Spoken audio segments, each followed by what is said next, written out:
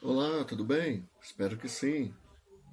E no vídeo de hoje vamos falar sobre a Eucaristia, sacramento do corpo e do sangue de Jesus Cristo. A Eucaristia nós sabemos o dia que foi instituída, que ela foi criada. Foi na Quinta-feira Santa. Né? Jesus resolveu antecipar a ceia pascal e fez ela junto com seus apóstolos, seus discípulos. Os discípulos estranharam, porque eles estranharam alguns detalhes, né? Estranharam porque estava sendo antecipada e também estranharam o fato de que eles tinham o vinho, tinham o pão ázimo, que é o pão sem fermento, eles tinham as ervas amargas, né? Mas não tinham cordeiro. E por que eles não tinham cordeiro? O cordeiro é a parte principal da ceia judaica de Páscoa, né? Porque Jesus era o cordeiro. Então a Eucaristia é o sacramento justamente na qual Jesus se dá como sacrifício para nós. Segundo as palavras do próprio Jesus Cristo, na ceia, na última ceia, né, na Quinta-feira Santa, ele fala: Este é o meu corpo que será dado por vós. Este é o meu sangue que será entregue por vós. O sangue da nova e eterna aliança. Então a Eucaristia, apesar de algumas igrejas cristãs dizerem que ela apenas simboliza o corpo e o sangue de Jesus Cristo, para nós a Eucaristia é o corpo, é o sangue de Jesus Cristo, de uma maneira real. Ah, mas você que já comungou fala, mas quando eu comungo, o vinho tem gosto de vinho e a partícula, a hóstia consagrada, tem gosto de pão, é um pão sem fermento, na verdade, é farinha e água, né? E aí está o mistério eucarístico. A Eucaristia, ela é o corpo e o sangue de Jesus Cristo em sua essência. Em sua essência. Vou exemplificar. Você, se for meu amigo, minha amiga, pode me conhecer. Você pode saber onde eu estudo, onde eu trabalho, onde eu moro, quantos anos eu tenho, por aí vai. Mas você me conhece de verdade? Você conhece quem eu sou por dentro? Aí é mais difícil, né? Aí você teria que ser um amigo muito íntimo, de muitos anos, de muita convivência, para saber como é uma pessoa por dentro, como é realmente uma pessoa. Né? Geralmente a gente apresenta a nossa máscara para o mundo, né? E poucos sabem como nós realmente somos, né? Todo mundo é assim. Então o eu verdadeiro, a minha essência, poucos conhecem. Assim é com a Eucaristia, né? Jesus está lá dentro. Jesus é o eu verdadeiro da Eucaristia. Jesus é a essência. Mas você só conhece se comungar corretamente, se comungar com uma periodicidade boa. Daí por isso que a gente pede, que a igreja pede, melhor dizendo, para ir na missa uma vez por semana, né? Com o passar do tempo, você se torna íntimo de Jesus. Então aquela Eucaristia deixa de ser pão e vinho. Na verdade, depois do tempo, você nem lembra mais que é pão e vinho, na verdade. Você já automaticamente enxerga Jesus. Isso através da fé. Isso através da prática da fé. Então, algumas igrejas cristãs fazem a memória, eles chamam de Santa Ceia, a memória daquele dia, daquela Quinta-feira Santa. Nós não fazemos a memória, nós recriamos aquele dia. Cada missa é a Quinta-feira Santa acontecendo novamente. Cada missa é Jesus Cristo, corpo e sangue presentes. Cada missa é a renovação do sacrifício de Jesus Cristo por nós na cruz. Esse É o sentido, essa é a definição da missa. É a renovação do sacrifício de Jesus Cristo por nós na cruz. Então daí dá para ver que a Eucaristia, quando você se torna familiar a ela te traz mais perto de Deus.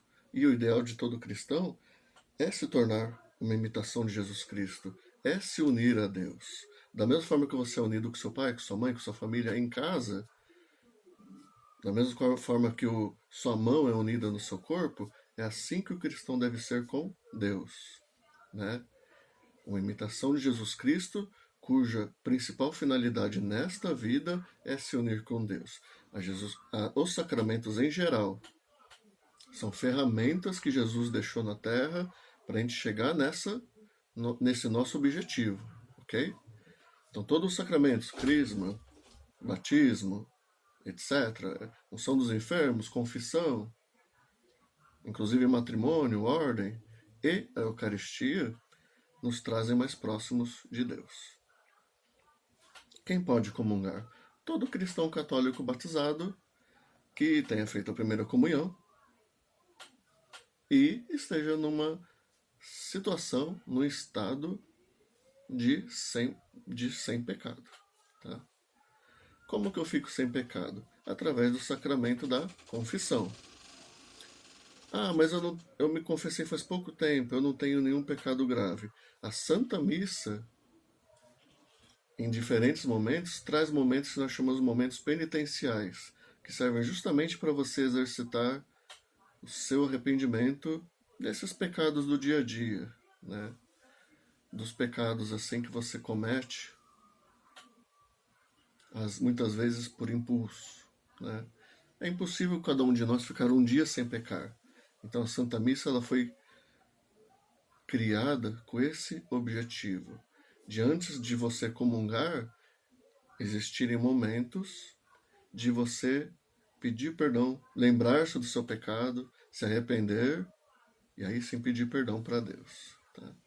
Não adianta pedir perdão se você não se lembrar e muito menos se você não se arrepender. Então você tem que estar sem pecado para comungar.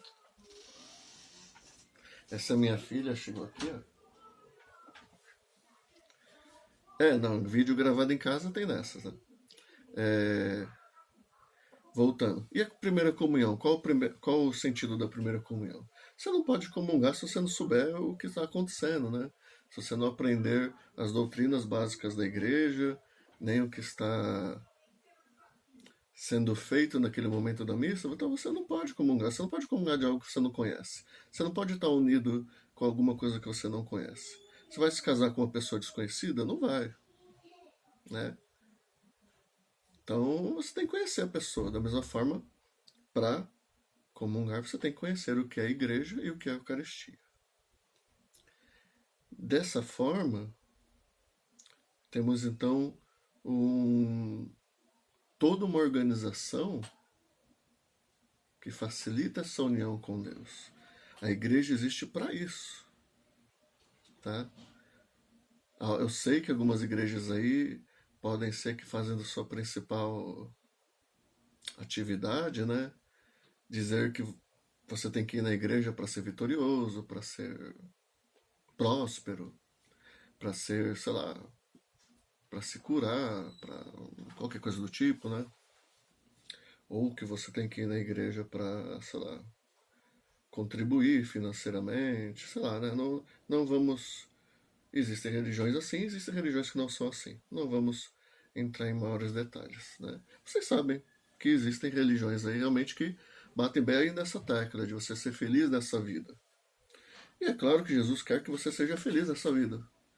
Só que o principal objetivo da igreja é te levar a ter uma vida boa, uma vida bem vivida, cujo propósito é que no final dessa vida você se una com Deus. É o que a gente chama de salvação. A salvação é isso. Aquele item que devido à queda, devido ao pecado, se separou de Deus, volta a se unir com Deus, formando uma coisa só. Essa é a salvação. Isso é é a definição da salvação. Então, o propósito da igreja é esse. E a Eucaristia é o sacramento que traz Deus para dentro de você. O que eu faço na hora de comungar? Né? O vídeo não é bom que seja um vídeo longo, né? Mas vamos detalhar pelo menos esse pormenor. O que eu faço na hora de comungar? Muito nos entristece, por exemplo, quando a gente vê pessoas que entram na fila da comunhão, entram lá para comungar Jesus, pegam, comungam, voltam para seus bancos e já vão logo mexer no celular ou conversar. Opa! Vídeo gravado ao vivo tem dessas, entendeu? Não tem problema. Muito nos entristece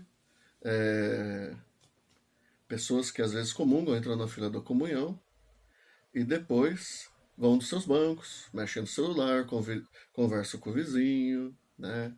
Às vezes crianças que acabaram de fazer a primeira comunhão no dia da missa da primeira comunhão já vão para os seus bancos, já vão conversar com o amiguinho. Mas adulto faz isso bastante também. Tá? Adulto também faz bastante isso. Isso muito nos entristece. O ideal é que você volte para o seu lugar, entre em clima de oração e literalmente conceba Jesus como estando do seu lado. Na verdade, Jesus está dentro de você, mas conceba Jesus como estando na sua frente, do seu lado, e converse com Jesus. Né? Não precisa conversar verbalmente. Converse dentro do seu coração, mentalmente, mas converse com Jesus. Faça daquele momento um momento realmente de comunhão mesmo, né? Um momento de aproximação com Jesus Cristo. Isso é ideal. Você também não precisa exagerar. Se você quiser, pode ficar assim, não. Coloca as mãos no seu joelho, fecha os olhos e reza internamente. Ah, tudo bem. Vai com Deus.